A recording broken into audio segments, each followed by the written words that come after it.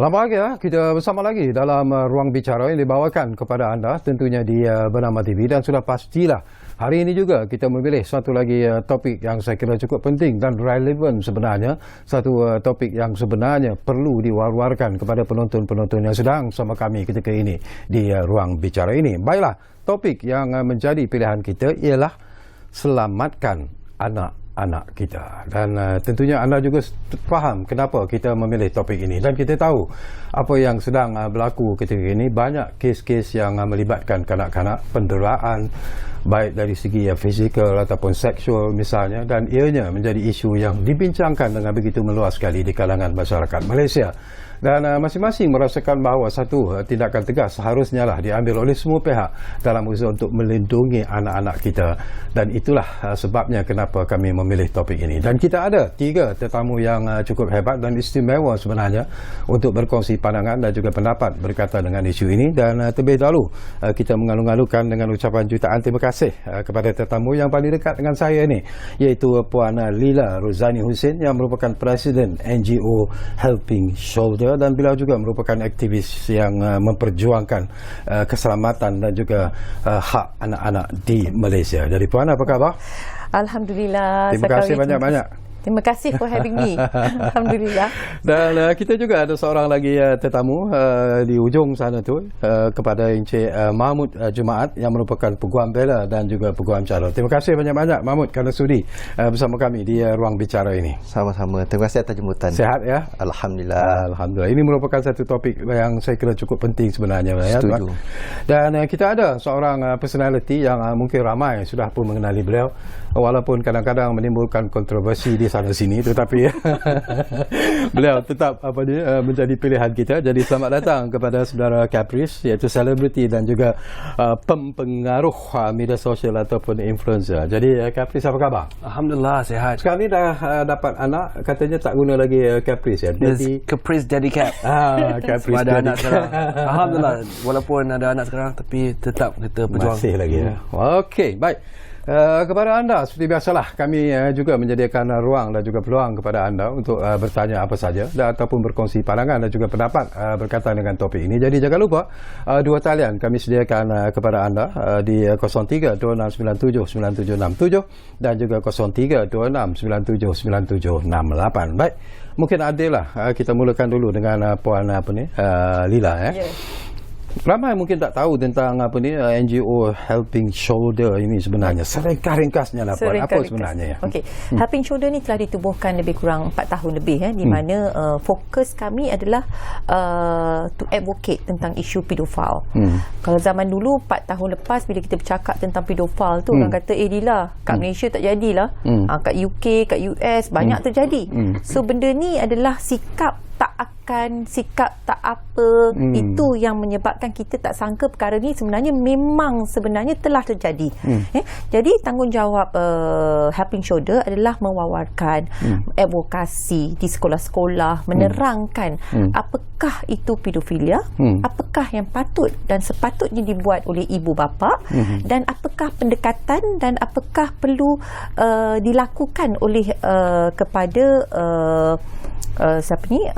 mangsa-mangsa yang telah melalui ataupun mengalami pengalaman yang ngeri ini. Jadi itulah tanggungjawab wujudnya Helping Shoulder pada masyarakat di Malaysia ni. Tetapi peranan ibu bapa pada waktu itu harus dimainkan dengan baik oleh ibu bapa dan juga di sekolah, di dalam memastikan apa yang kita terangkan sampai ke pengetahuan anak-anak mereka dan memberi satu penerangan yang baik kepada anak-anak mereka.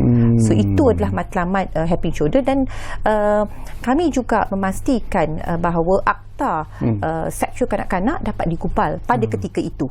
So itu adalah objektif penting pengujudan Helping Shoulder pada ketika itu. Menarik. Ya. Baik, saya nak dapatkan pandangan ikhlas pada Tuan Mahmud sendirilah, Mahmud ya. Kalau kita lihat daripada apa yang sedang berlaku sekarang, dan saya tahu anda juga sekarang ini sedang menjadi peguam bela kepada beberapa kes yang melibatkan kanak-kanak. Tetapi persoalan yang penting kita lontarkan di sini adalah dari pandangan anda sendirilah, how serious is actually isu yang melibatkan jenayah terhadap kanak-kanak ketika inilah secara keseluruhannya, Tuan?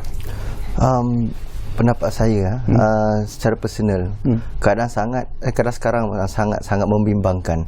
Kerana memandangkan even kalau kita tengok berdasarkan reaksi sesetengah pihak apabila wujudnya mangsa-mangsa yang berani tampil menyuarakan kebimbangan mereka, menyuarakan kes yang mereka hadapi di ruangan sosial media ataupun kepada perhatian orang awam, bukan semua pihak yang menyokong.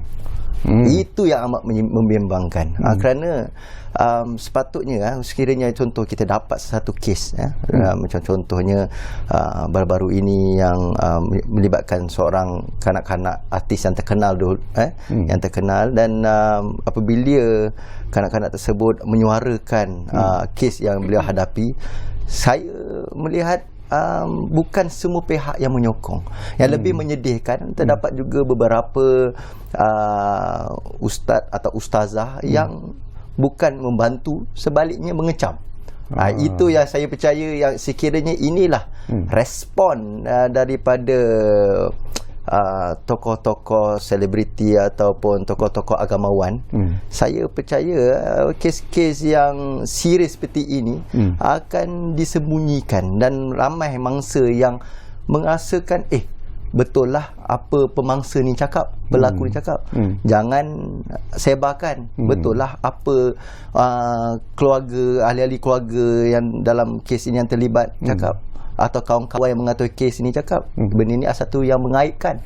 Jangan kita sebarkan, kerana ini menjaga aib keluarga, dan akhir sekali benda ni menjadi serius dan mangsa seperti kanak-kanak ni tidak dapat kita bongkarkan isu yang terdapat dalam sebuah keluarga, sesi keluarga tersebut. Okey. Nanti kita sambung lagi. Menarik sebenarnya perbincangan ini. Tapi mungkin Capri, saya juga nak dapat pandangan anda lah yang banyak menulis pelbagai isu sebenarnya melalui media sosial. Pandangan anda sendirilah terhadap apa yang sedang berlaku sekarang ini. Bila kita bercakap tentang kes penderaan terhadap kanak-kanak, kita bercakap tentang kes ialah bukan saja secara fizikal tetapi seksual dan sebagainya. Bagaimana anda melihat isu ini? Apa yang menggerakkan hati anda untuk menulis dalam media sosial sebenarnya? I think sebab sekarang zaman social media ni it's such a powerful weapon untuk sebarkan information, tapi sebaliknya ada yang sebarkan fitnah. So sebab ada juga unsur-unsur fake news, fitnah. Orang macam influencer kat social media or anyone sebenarnya bertanggungjawab untuk bersuara dan bela siapa yang dianiaya. Masalahnya apa yang kita setuju dengan Mahmud adalah kebanyakan kat Malaysia ni mungkin tabu to talk about sexual sex, pedophilia, family. It's taboo, so it's aib. Therefore jangan share benda ni. Tapi bagi Cap, apabila orang didera ke rogol ke, they need help.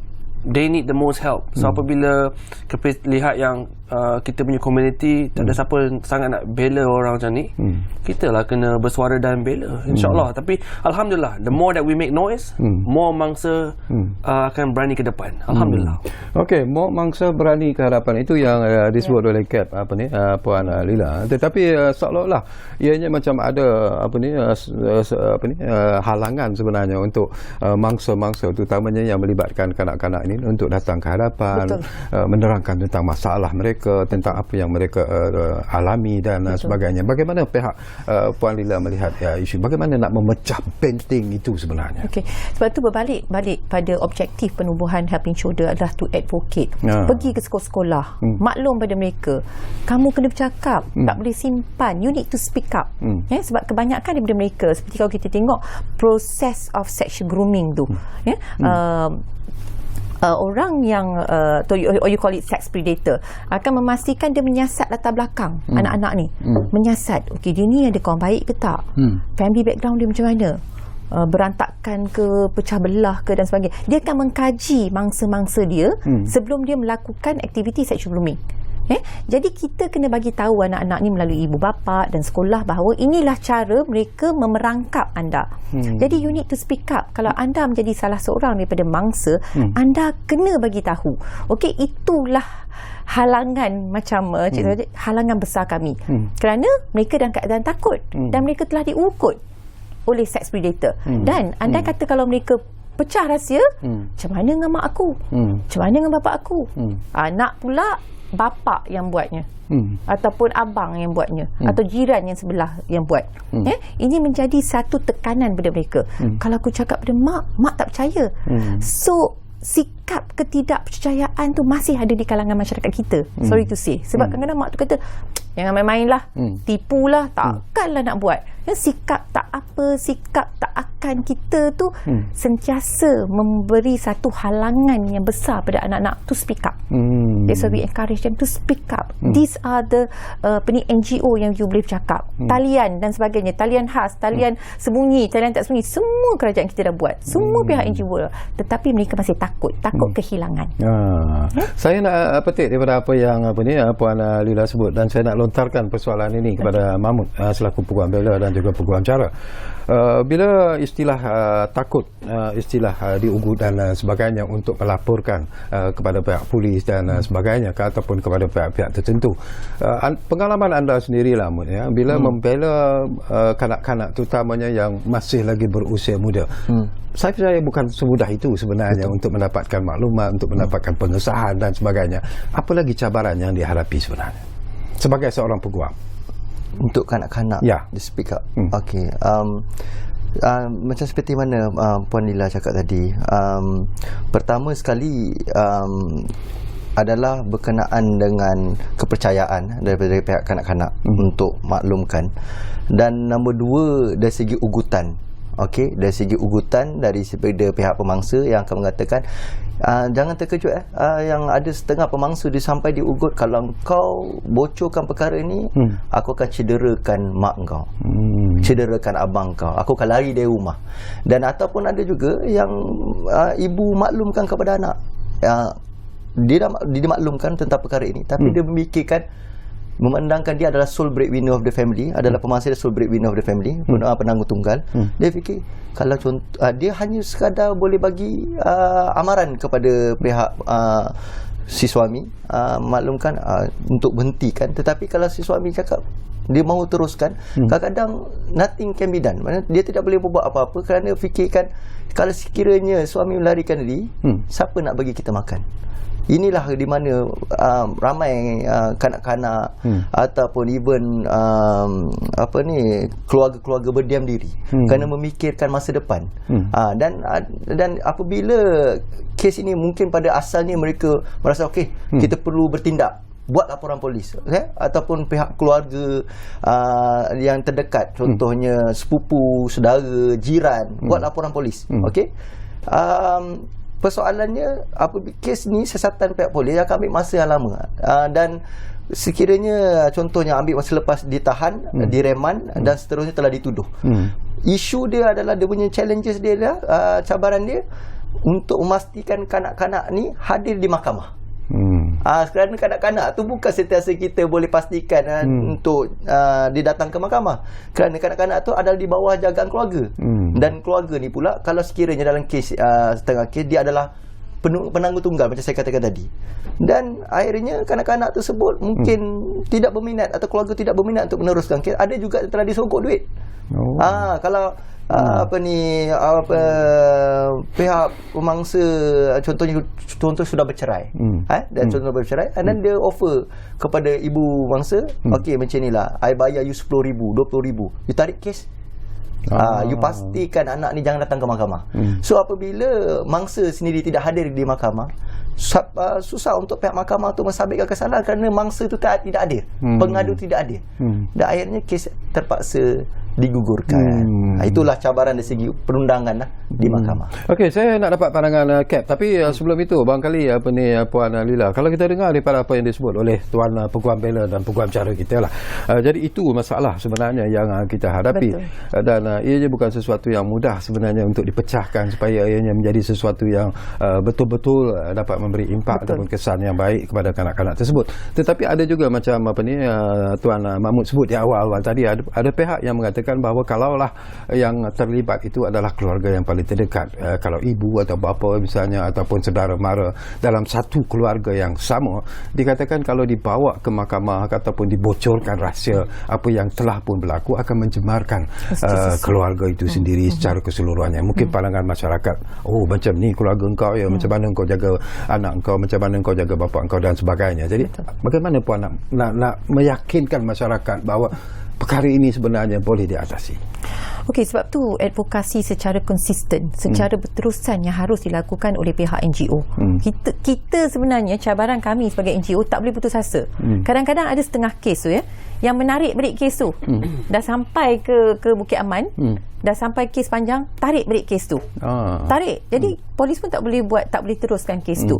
So cara yang kami lakukan adalah memberi satu sesi kepada pemangsa, kepada anak-anak yang kita tahu kes tu dah memang wujud, kepada ibu bapa, ibu especially kita ada our in-house psychiatric, di mana kita bagi bantuan secara emosi dan sebagainya, mengatakan pada mereka bahawa anda perlu bercakap, anda perlu menerangkan, anda perlu buat report, kerana ini adalah masa depan anak anda. Because kita ni dah umur dah pertengahan dan nak akhir dah, tapi anak kita masih panjang lagi perjalanan mereka.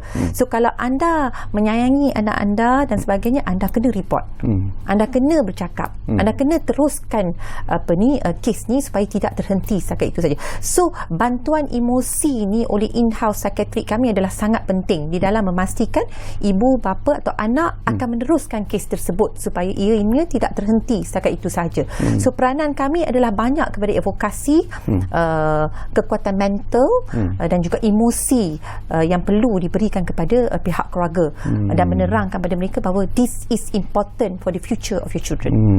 Okey, mendengar daripada apa yang disebut oleh Puan Lila, apa yang disebut oleh Mahmud sendiri, daripada pengalaman anda sendirilah, daripada pemerhatian anda sendiri, apa sebenarnya yang mempengaruhi kenapa perkara ini boleh berlaku sebenarnya, walaupun ianya melibatkan keluarga yang paling terdekat, orang yang mengharapkan kita sebenarnya sebagai bapa misalnya harus menjaga anak kita itu dengan sebaik mungkin. Kenapa ini boleh berlaku sebenarnya?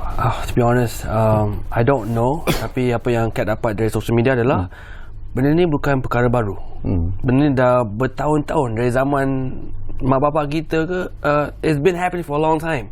Cuma zaman social media ni apa yang menarik adalah peluang untuk viral tu lagi besar. So apabila mangsa lain nampak seorang mangsa dah viral, dia pun start lah nak mengadu, dia nak share, dia nak record, dia nak rakam. And apabila kita lihat benda tu berlaku, obviously kita akan shock. Takkanlah seorang ayah sanggup rogol anak dia sendiri.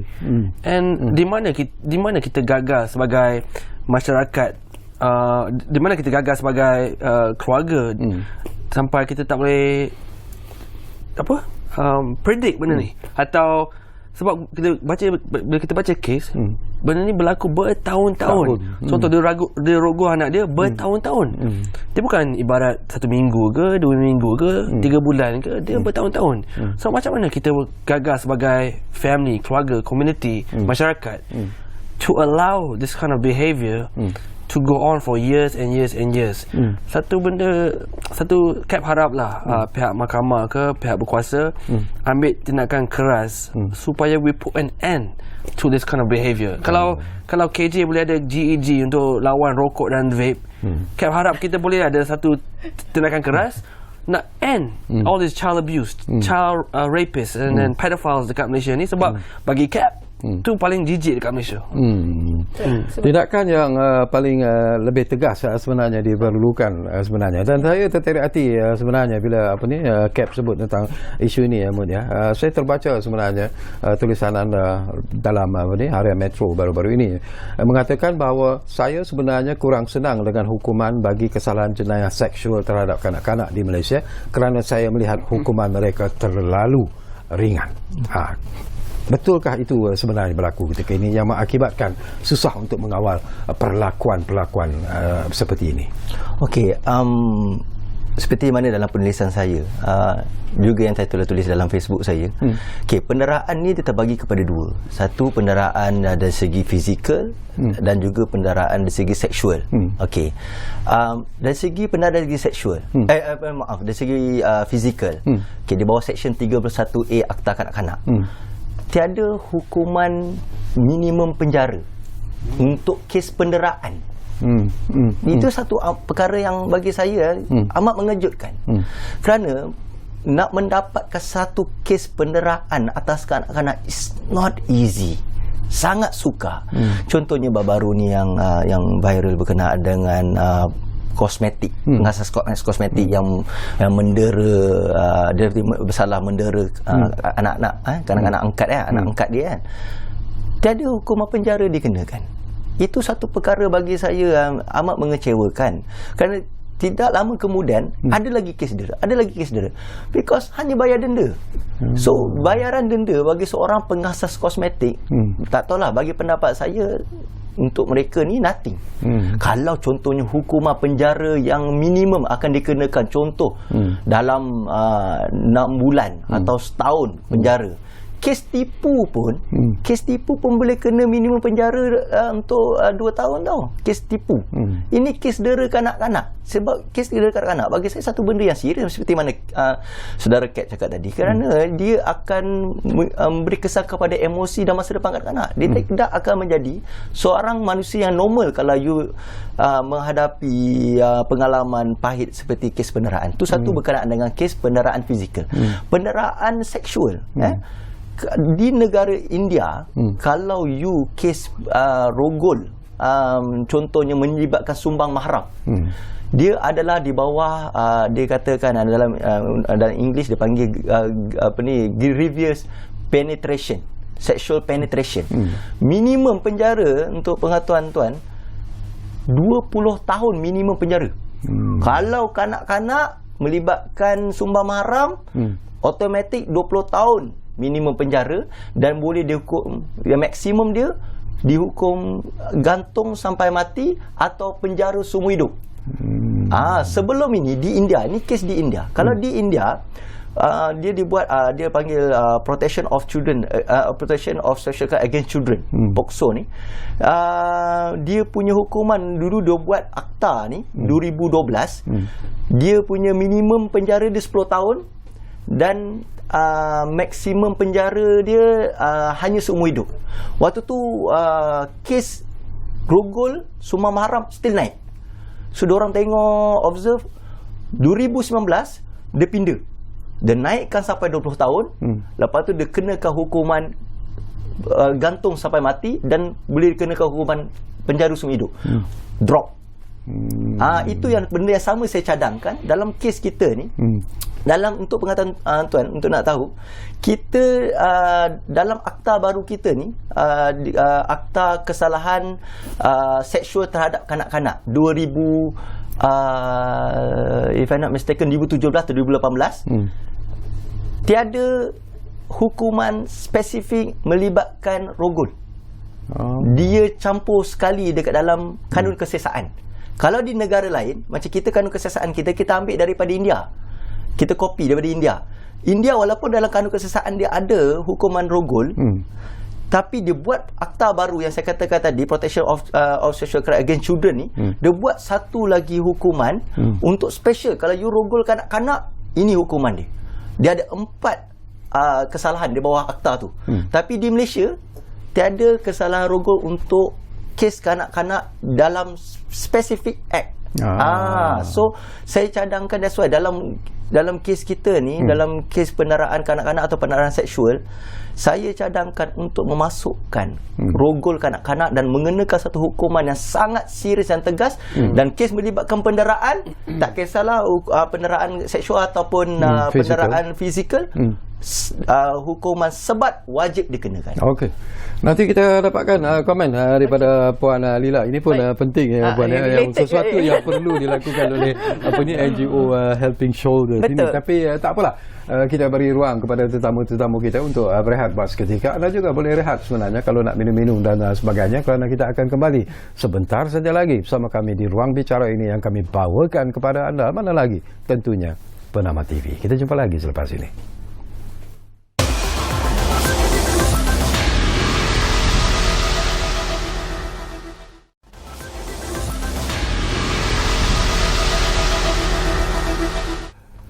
Okey, kita kembali semula ke Ruang Bicara ini. Masih lagi bercakap tentang isu yang cukup penting sebenarnya, iaitu selamatkan anak-anak kita.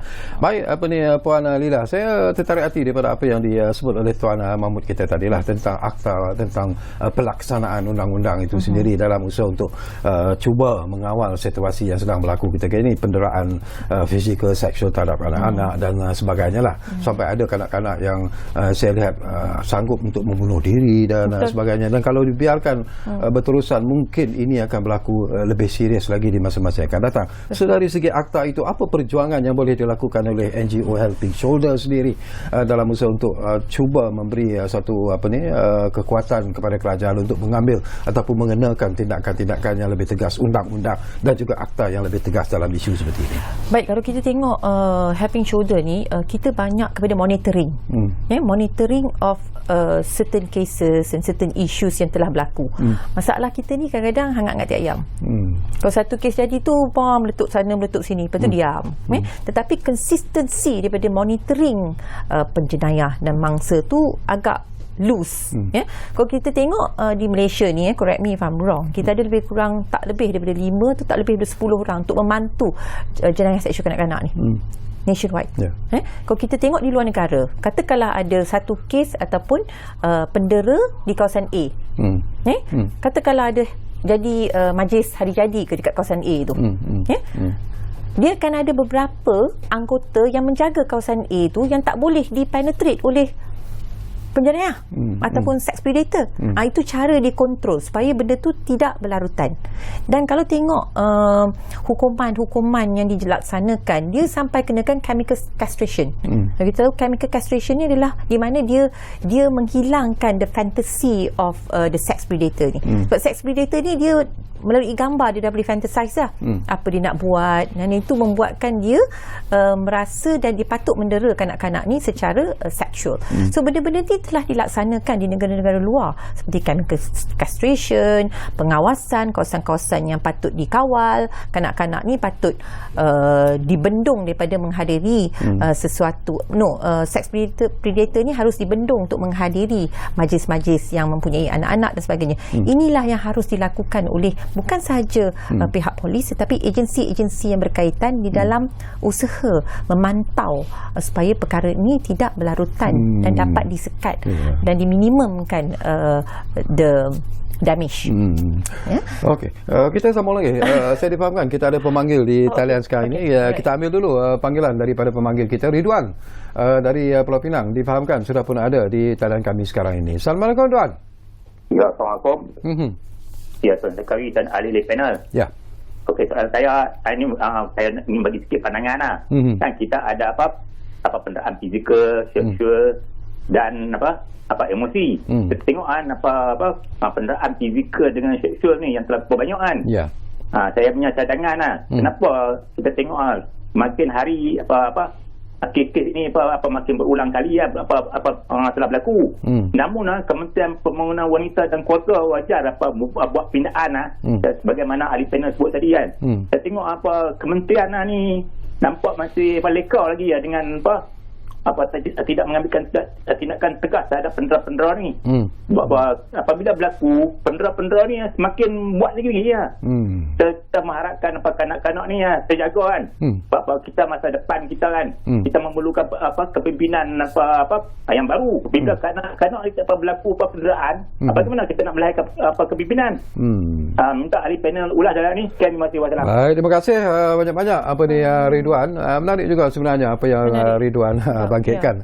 Tak apa, kita akan cuba menjawab persoalan yang anda sentuh sebentar tadi. Tapi barangkali Cap, ini peranan media sosial lah, dan you sebagai seorang influencer dalam media sosial barangkali juga boleh memainkan peranan sebenarnya. Walaupun kadang-kadang ada pihak yang mungkin tidak suka dengan apa yang anda tulis dan sebagainya, dianggap kontroversial, tetapi apakah anda merasakan bahawa ini tanggungjawab anda juga sebagai seorang influencer dalam media sosial untuk mengendengahkan isu ini ke tahap yang setinggi-tingginya, sehebat-hebat? Betul. Alhamdulillah, apa yang Cap perasan apabila kita dapat bersuara on my Instagram account or on TikTok, walaupun pahit nak dengar atau susah nak terima, tapi inilah situasi dia, reality. Kita tak boleh lari dari benda ni. And then kita kat Malaysia ni, kita suka tengok cerita tentang akhir zaman, movie munafik, drama Nur. Kita suka tengok cerita ni. Tapi apabila benda ni berlaku depan mata kita, tiba-tiba kita macam tak nak terima pula. Dalam movie terima, tapi dalam reality susah nak terima. Tapi alhamdulillah, sejak kita lawan dan berjuang isu sexual harassment, anak kena dera, pedophile, makin lama makin ramai berani ke depan. And yang tu yang kita nak. Peduli apalah orang nak kata tentang aib ke, benda ni terlalu ekstrim ke. Jenayah is jenayah. Kita tak boleh lari dari jenayah. Apabila kita cover jenayah dengan ayat-ayat suci, apa beza kita dengan Dajjal, syaitan? Mereka pun boleh baca Quran, tapi dia orang buat benda yang jijik. Apa beza kalau kita nak cover benda jijik, jenayah ni dengan ayat-ayat suci? You are no different than the devil. Alhamdulillah, kita tetap kena berjuang. Susah ke, baik ke, tapi perjuangan tu kena ada. Macam Puan Lila share tadi, the amount of help available for these victims, kita boleh kira dengan kita punya tangan. Kita ada 32 juta sekarang, Malaysia, rakyat Malaysia. Tapi yang boleh bantu yang mangsa ni, you can see in your hands. So InsyaAllah, Cap harap makin lama makin ramai professional, psychiatrist akan ke depan dan bantu mangsa-mangsa dekat Malaysia ni. Dan Cap harap kita dapat raise more awareness. Ni adalah reality. Apabila kita berani sorok benda ni, makin yang buat benda ni akan lagi berani. Okey, Tuan Mahmud, bila kita bercakap tentang undang-undang tadi pun anda sentuh begitu menarik sekali.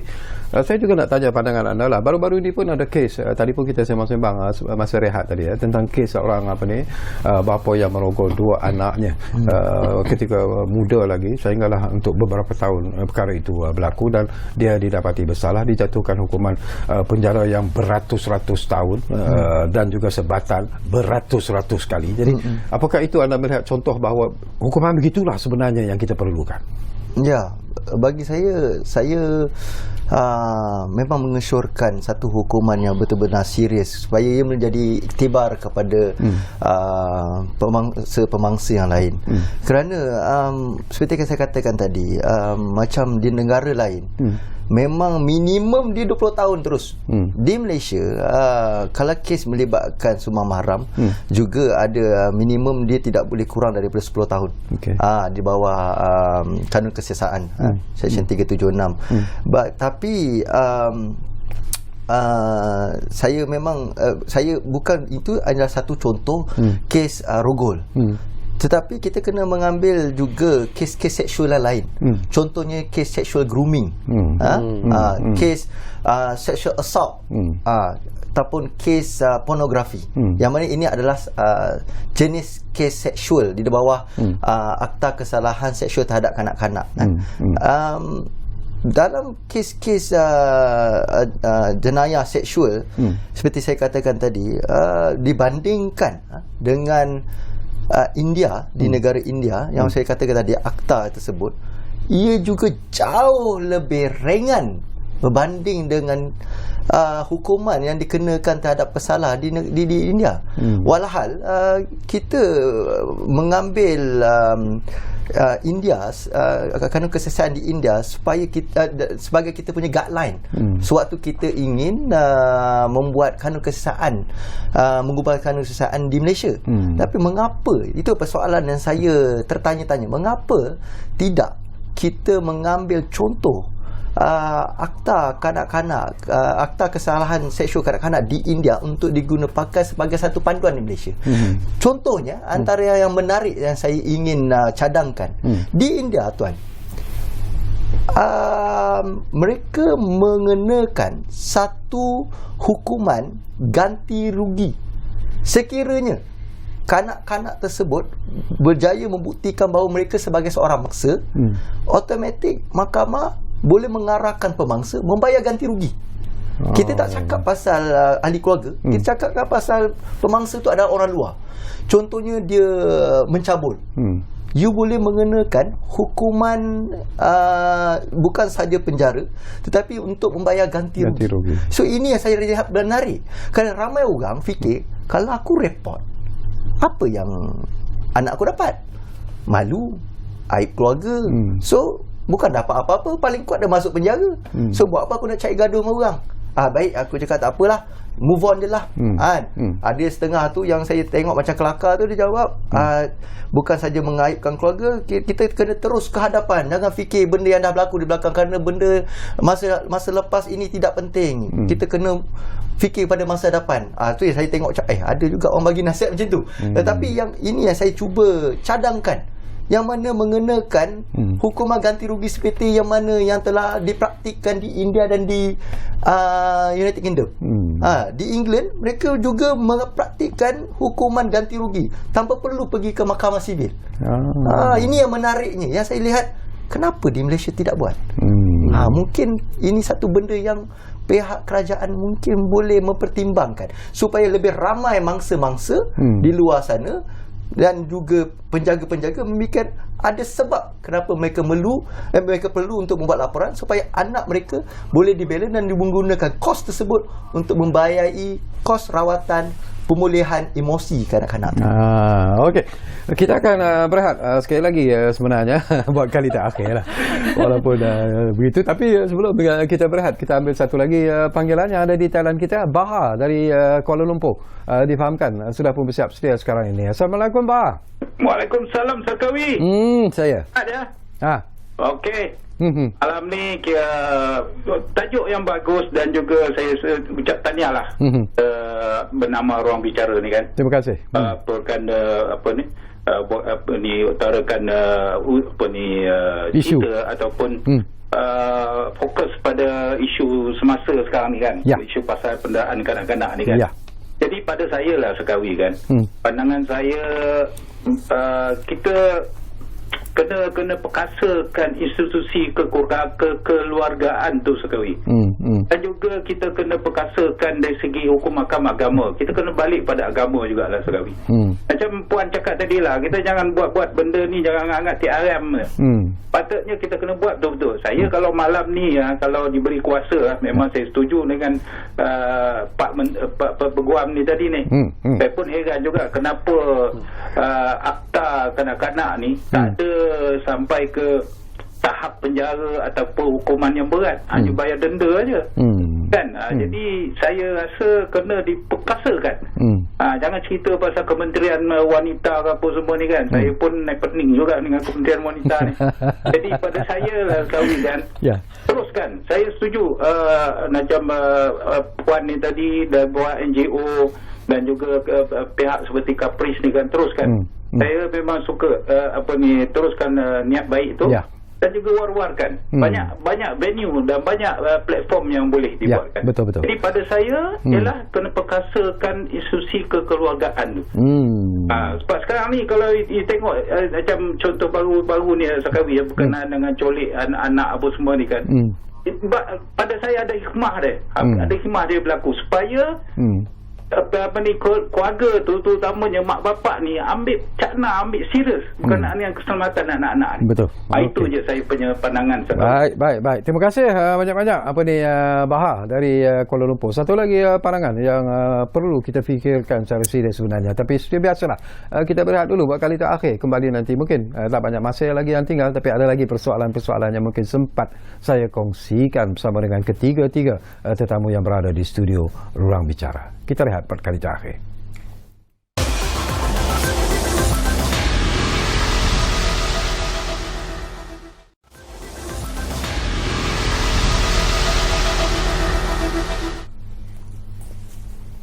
Baiklah, terima kasih banyak-banyak kerana anda masih lagi bersama kami di Ruang Bicara ini. Kita hampir-hampir di penghujung sebenarnya. Tak banyak lagi masa yang tinggal. Jadi menariklah daripada apa yang disebut oleh tetamu-tetamu kita dan juga pemanggil-pemanggil kita. Mungkin satu tindakan yang lebih serius ataupun satu pemerhatian yang lebih serius sebenarnya perlu diberi kepada isu ini sebenarnya oleh pihak kerajaan sendiri. Dan mungkin juga seperti apa yang kita sebut tadi, rang undang-undang yang baru barangkali perlu dilaksanakan, diperkenalkan, dilaksanakan. Tetapi apa lagi yang mungkin perlu dilihat secara serius oleh kerajaan dalam usaha untuk kalau kita cuba untuk melawan ataupun mengurangi penderaan kanak-kanak, seksual, fizikal dan sebagainya. Okay. Saya rasa telah tiba masanya di mana kerajaan harus melihat isu penderaan seksual kanak-kanak, pedofil yang dikatakan tak terjadi, padahal dah jadi dah dulu, cuma dulu tak ada social media. Patut dilihat secara amat-amat serius. Pihak kerajaan kena melihat bahawa ini adalah satu kes ataupun satu isu yang harus diberi prioriti. Walaupun kadang-kadang dulu mereka mengingatkan bahawa mungkin ini bukan satu topik yang popular. Kadang-kadang mungkin mereka menginginkan satu topik yang popular saja, yang boleh memberikan populariti kepada kerajaan dan sebagainya. Mereka perlu melihat ini sebagai satu subject matter yang amat serius for our future generation. Kami pihak Helping Shoulder, pihak NGO banyak memberi program-program yang bermanfaat kepada kerajaan. Tetapi malangnya mereka tidak mahu mengambil program ni. Kami pernah membuat satu program yang dikenali sebagai Sunshine, di mana Sunshine ni memberi platform seminar, conference kepada kanak-kanak. Kadang-kadang kalau ibu bapa menghadiri conference dan sebagainya, kadang-kadang dia balik dia lupa dah. Kita nak anak-anak sendiri terlibat di dalam conference, seminar, mereka participate in that subject matter. Tetapi mungkin topik ni tidak dipandang serius atau remeh. Jadi mereka tidak mahu program-program seperti ini. Mereka lebih, kadang-kadang program yang diutarakan tu tak payah bayar. Kami pihak NGO akan cari sponsor untuk masuk, sebab ramai NGO yang daripada luar negara yang waiting untuk menunggu program-program seperti ini, di mana mereka perlu for the future generation. Tetapi malangnya ini tidak diambil dari segi positif. Sedangkan perkara ni adalah satu perkara yang amat-amat serius. Kalau hancurnya future generation kita, siapakah yang akan menjadi pelapis kepada negara kita?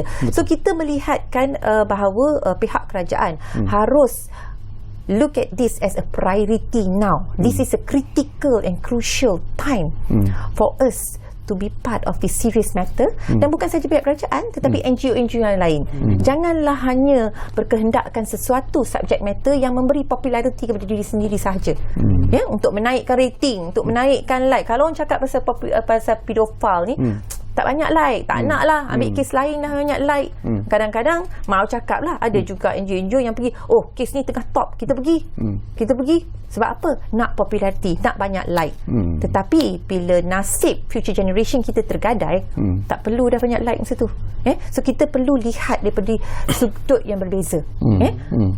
Kalaulah program tu dapat memberi manfaat kepada masyarakat kita and for our future generation, please bagi itu sebagai satu prioriti.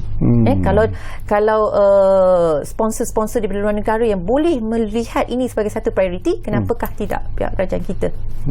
Bukan sikit. Menarik apa ni Puan Lila, critical and crucial. Dan barangkali Cap, rakan-rakan influencer macam Cap di media sosial juga sebenarnya boleh memainkan peranan sebenarnya. Bukan saja untuk memberi kesedaran kepada masyarakat, tetapi yang lebih penting untuk memberi kesedaran kepada kerajaan supaya melihat isu ini sebagai satu isu yang serius dan perlu ditangani dengan serius juga sebenarnya. Kerpis setuju. Kerpis agak kecewa dengan beberapa pihak lah apabila tindakan tak diambil. Dan Kerpis pun kadang pelik. Macam contohlah, apabila Kerpis bersuara, ramai netizen yang sokong. Contohlah sokong, wah Kerpis jangan ambil tindakan, you jumpa mangsa, you bela mangsa, you bawa pergi makan, you jumpa ayah dia, you lagi laju daripada beberapa pihak yang sepatutnya tu tanggungjawab pihak kerajaan. Tapi tak tahu diorang buat apa kat office yang sangat besar tu, yang ada ramai kaki tangan kerajaan. Tak tahu apa yang hari-hari yang buat. Tapi apabila ada benda yang panas, dan kita ada kuasa buat tindakan secepat mungkin, bantu secepat mungkin.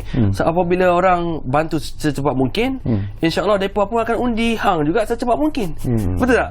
Tapi apabila tindakan diambil lambat, awareness diwawakan lambat dan tak ada nampak beri kerjasama dengan pihak mangsa, bagi CAP tu agak buat kita sebagai influencer kecewa lah.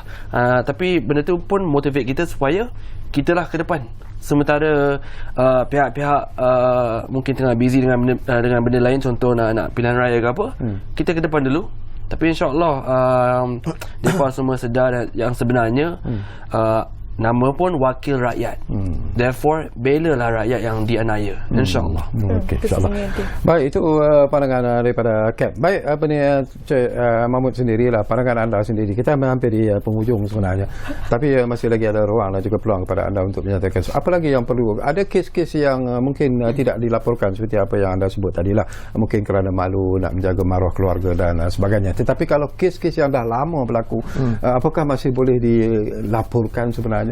Masih boleh dibawa ke mahkamah misalnya? Okey, ini saya jelaskan. Kes-kes jenayah dia tak ada limitation. Limitasi masa seperti dalam kes sivil, sepertinya tuntut hutang 6 tahun misalnya. Tetapi dalam kes-kes jenayah dia unlimited. Dan apabila kes-kes melibatkan kanak-kanak, dia kanak-kanak dia beri satu hak istimewa, yang mana kanak-kanak ni, dia kalau dia datang ke mahkamah, dia tidak perlu membawa sebarang bukti untuk mensabitkan seseorang. Kerana keterangan kanak-kanak sekiranya dilihat oleh pihak mahkamah merupakan satu keterangan yang konklusif, yang sangat convincing, yang meyakinkan, mahkamah boleh terus mensabitkan seseorang tu atas kesalahan yang dituduh. Dan ingin saya terangkan, kanak-kanak ni, dia bila dia datang ke mahkamah, mahkamah dah bagi kredit dekat dia dah. So maknanya okey, ni kanak-kanak dah datang mahkamah, bermakna memang kes ni dah betul-betul serius dan mahkamah dah 50% dah yakin dah. Tetapi sekiranya ada bukti-bukti seperti DNA, saksi, dan ia akan menjadi sokongan kepada pertuduhan. Tapi saya ingin tekankan di sinilah, saya ingin menambah sedikit. Saya yang menarik pihak kami untuk membincangkan tentang perkara ini dengan lebih serius adalah kita mengambil iktibar daripada apa yang berlaku dalam kes kanak-kanak Adam ni. Pernah ingat tak ada satu kes kanak-kanak Adam yang mana kita jumpa kanak-kanak ni selepas dia telah meninggal dunia, yang amat menghayat hati. Inilah kerana kami mengambil tindakan sebelum ianya berlaku. Dalam kes-kes contohnya kanak-kanak yang saya ceritakan tadi, yang kanak-kanak angkat kosmetik tu, dalam kes kanak-kanak seperti yang baru-baru ini tengah viral sekarang dan tengah dibicarakan dalam kes Bella. Sekiranya ada kes-kes yang melibatkan kes-kes begini, kita kena mengambil tindakan yang serius, kerana kita nak menyelamatkan. Kes tuduh tak tuduh tu nombor sabit kesalahan tak sabit kesalahan tu nombor 2. Tetapi tindakan tegas untuk menyelamatkan kanak-kanak itu satu prioriti. Kerana itulah kita kena berganding bahu untuk memastikan kita semua pihak-pihak kena memainkan peranan. Sebenarnya apa tuan? Sebab saya maklumkan ni di sini dalam akta ni kanak-kanak ni pun, kes kalau contohnya macam kes kosmetik tu, orang yang di sekeliling tu yang melihat penderaan tu berlaku, mereka tidak dikenakan sebarang tindakan ataupun tindakan mahkamah. Mengapa? Hanya kes penderaan seksual sahaja, sekiranya you tidak laporkan, boleh dikena tindakan. Tapi kalau kes penderaan fizikal, you tidak melaporkan, ianya bukanlah satu kesalahan. Pertimbangkan. Itulah satu benda yang bagi saya tak ramai orang tahu, tapi perlu pihak kerajaan mengambil kira dan mungkin mempertimbangkan untuk mengenakan ia salah satu kesalahan di dalam akta kanak-kanak. Okey, kita di penghujung, tinggal lebih kurang 3 minit saja lagi masa yang ada, Puan Lila. Kita di penghujung lah. Jadi mungkin ada lagi yang ingin Puan Lila sentuh. Apa lagi yang perlu dilihat secara serius oleh semua pihak sekarang ini? Okey, daripada pihak kami Helping Shoulder, kalau kami saja bergerak ke arah melihat benda ini secara serius, it doesn't work. We need a combined effort. Dan kita memerlukan banyak lagi awareness. Bukan saja social media, bukan saja kami turun ke padang, sekolah dan sebagainya. TV kita punya. Kerapkan frekuensi bahayanya internet, social media dan sebagainya. Buat short video macam mana sexual grooming tu, bagi pendedahan. Why not? Betul. Kan? Dan benda ni tak perlu dibayar. Like what I say, TV kita punya. So kalaulah kita look at this in a positive way, with a combined effort, insya-Allah benda ni dapat ditangani. Adakan secara konsisten. Short video seperti saya dan pihak Caprice pun pernah berbincang. Kita pun mendapat kerjasama yang baik daripada pihak PDRM juga, daripada ACP Hamsiah di 11 untuk mengadakan short video. Untuk short video ditayangkan. Dan kerjasama ni perlu diadakan, ditayangkan melalui TV kita, TV RTM ke mana-mana, bernama dan sebagainya, untuk kita memperkasakan juga to advocate family dan juga anak-anak. Video seperti itu ada sebenarnya. Saya pun terlihat di beberapa stesen TV, termasuklah di bernama sini. Tapi apakah pandangan Puan, ianya tidak mencukupi sebenarnya? Dia okey, kita ni sekarang bila kita cakap okey, mak bapak ke kalau cakap janganlah cakap pasal seks, tabulah, malulah. Sebenarnya anak-anak kita ni tahu lebih daripada tu. Kan? Kita dah tak perlu malu dah. Kita kalau zaman dulu kata kita ni keluar daripada mana? Kita keluar dari telinga, daripada hidung, daripada you just have to be straightforward. Mak campur bapak dapat anak. Keluar daripada mana? We have to be straightforward and transparent. There's no time to hide, because they know better than what we know. Betul. Ya. So secara terang-terangnya dia harus dibuat, dan there's no selindung. Jadi teruskan perjuangan Puan Lila bersama dengan NGO Helping Shoulders ini. Agaknya dalam masa 1 minit, Cap apa yang Cap nak sampaikan? Saya ringkas. Cap nak ucapkan terima kasih kepada Bernama sebab jemput kita untuk bersuara tentang isu ni. Isu yang sangat hangat sekarang kat Malaysia. Dan Cap nak ucapkan tabik kepada Puan Lila Helping Shoulders dengan komuniti PDRM di 11 yang sudah start mula kerjasama dengan pihak kita, and obviously peguam yang hebat macam Mahmud ni yang InsyaAllah boleh timbangkan tentang akta-akta yang kita harus lihat semula dan perbaiki dan bela mangsa, InsyaAllah. Terima kasih banyak-banyak kepada Caprice. Demi keluarga Malaysia. Demi keluarga Malaysia. Betul. Mana tahu naik tabung keluarga Malaysia, kita boleh naik sikit NGO Helping Shoulders ni. Demi keluarga Malaysia, InsyaAllah. Okey, InsyaAllah. Terima kasih kepada Caprice. Terima kasih kepada Tuan Mahmud Jumaat. Dan tentunya terima kasih kepada Puan Lila Rozani Husin kerana sudi sama kami di ruang bicara ini. Dan ini bukan kali terakhir sebenarnya. Kita nak sembang lagi tentang isu-isu ini dari masa ke semasa. Banyak lagi perkara yang boleh kita sentuh sebenarnya, walaupun dalam masa yang agak singkat. Sejam itu agak panjang kata orang, tetapi sebenarnya tak mencukupi untuk bercakap tentang isu-isu berat seperti ini. Tapi insyaAllah kami berjanji akan membawa isu ini semula dari masa ke semasa. Terima kasih kepada anda yang menumpukan perhatian bersama kami di ruang bicara ini. Dan seperti biasalah, seperti yang selalu kami janjikan kepada anda, yang sentiasa kami tepati, ruang bicara akan terus berbicara bersama anda dari masa ke semasa. Kita jumpa lagi.